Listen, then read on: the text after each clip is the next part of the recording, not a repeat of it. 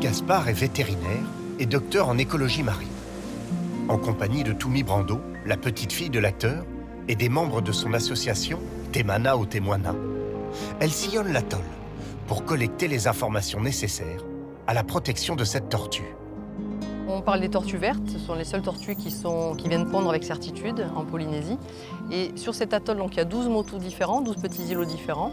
Et on fait des prospections en permanence, jour et nuit, surtout la nuit quand elles viennent pondre, pour voir où elles viennent pondre, comment elles pondent et quelles sont les caractéristiques des sites de ponte, pour pouvoir après avoir des suivis plus ciblés sur la durée d'incubation et les caractéristiques des nids, les profondeurs, la température, etc.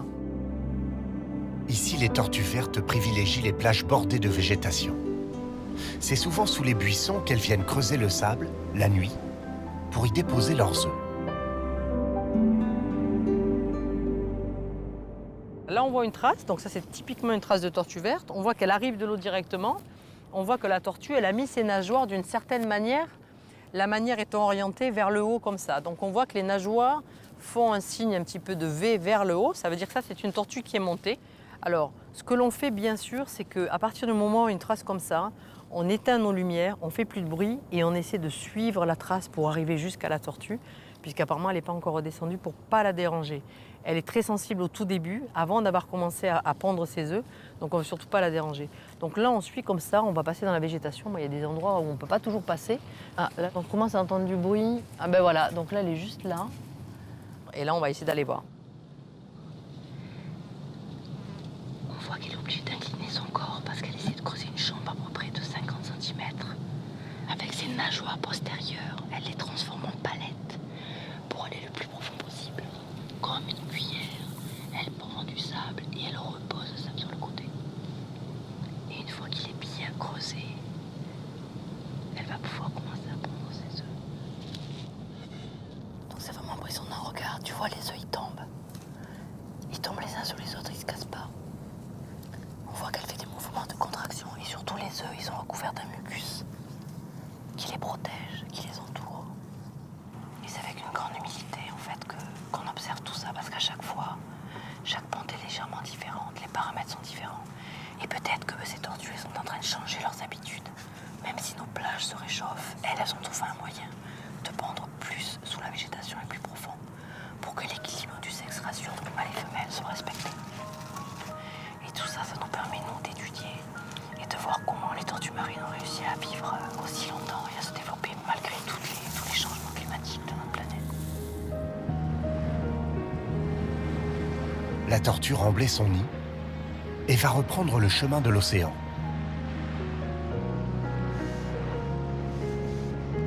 Pendant plus de 3 heures, imperturbable, notre tortue a délivré plus de 70 œufs.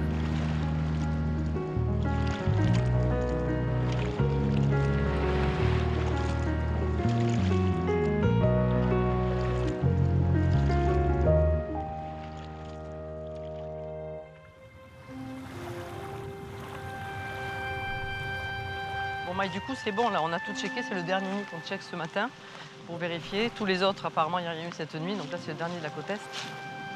Après environ 2 mois d'incubation, les œufs vont éclore. Les nouveau-nés sortent de leur coquille et rejoignent l'océan. C'est l'émergence.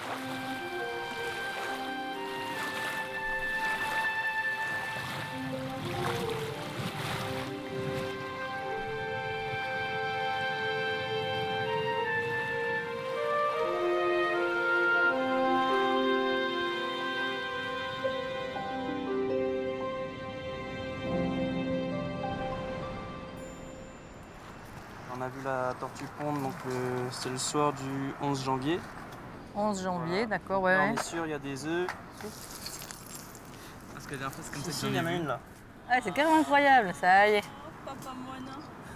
Ça, c'est voilà, c'est la nature. Il y a aussi le déterminisme génétique qui fait que certaines sont fortes et arrivent à bien sortir. Donc c'est intéressant, elles ont ce qu'on appelle un petit diamant. C'est un petit pic qui pousse au niveau de leur bec, en fait, qui leur permet de fondiller à l'intérieur de l'œuf. Quand elles sont prêtes, elles fondillent. Et c'est vrai que par chance, celles qui sont en haut, près de la surface, elles n'ont plus beaucoup de choses à faire. Celles qui sont en bas, elles sont piétinées par les autres, elles ont du sable et des gros morceaux de récif qui leur tombent dessus. Et si elles sont déjà génétiquement un peu plus faibles, elles ont moins de chance, quoi. Bon, elle n'est pas pleine d'énergie, mais quand même, hein, elle arrive à... Voilà. Du coup, elle se débrouille plutôt bien. Hein. Ce matin-là, dans ce nid, 71 œufs ont éclos. Les plus vaillantes tortues ont gagné la mer. D'autres, trop faibles, sont emmenées et placées sous haute surveillance. Les tortues vertes sont particulièrement vulnérables à la naissance.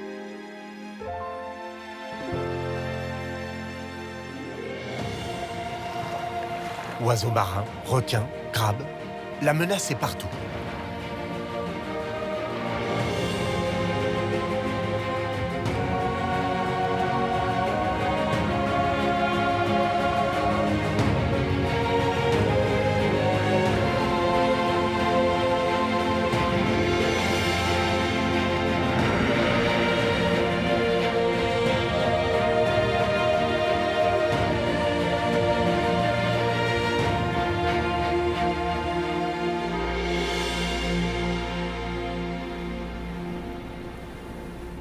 Globalement, à l'échelle mondiale, hein, ce qu'on dit au niveau scientifique, c'est que sur une centaine de pondus, il y a une petite qui arrive à l'âge d'1 an. Et sur 1000 œufs pondus, il n'y en a qu'une qui arrive à l'âge de se reproduire. Pour les tortues vertes, là, puisqu'on parle des tortues vertes, c'est à peu près 25 ans. Donc l'idée de notre intervention, c'est de faire au mieux pour les aider, sans trop intervenir si elles n'ont pas besoin de nous. Et puis certaines, on arrive à les tirer d'affaire, à les garder pendant 3 mois, voire plus. Et c'est vrai que quand on les relâche, on est quand même assez content. Yes. Yes.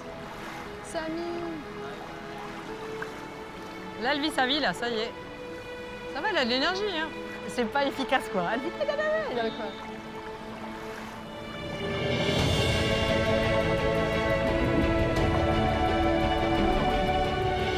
La petite tortue part pour un grand voyage. Une aventure risquée pour laquelle elle est génétiquement programmée. En surveillant ainsi les tortues de Tetiaroa, l'association Temana au Temoana donne une chance de s'en sortir aux plus faibles et augmente l'espérance de vie de l'espèce.